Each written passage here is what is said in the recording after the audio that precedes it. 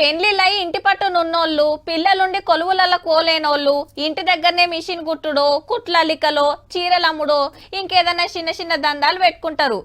ఏదో ఇంట్లో చిల్లర ఖర్చుల కన్నా అయితాయని మహిళా సంఘాల గ్రూపులు చేపట్టి ఇంకో అడుగు ముంగట్కేస్తున్నారు, వ్యాపారాలు పెంచుకుంటున్నారు.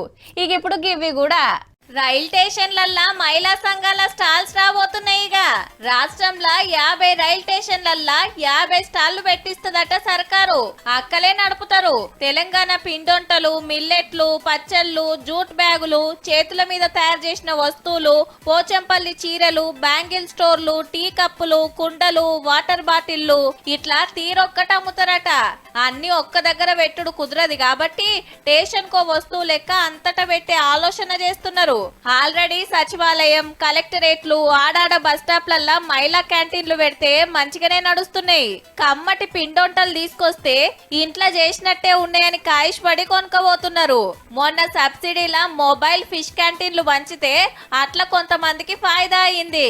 మాదాపూర్ శిల్పారామం దగ్గర దుకాణాలు, నారాయణపేటల పెట్రోల్ బంకు, సర్కారీ స్కూళ్లకు డ్రెస్సులు కుట్టే పని అక్కలకే ఇచ్చిరి. రేపు ఇంకేం దందాలు చేపిస్తారో గాని పొదుపు సంఘాలతోటి అక్కల దందాలైతే జోరు పెరిగినట్టే.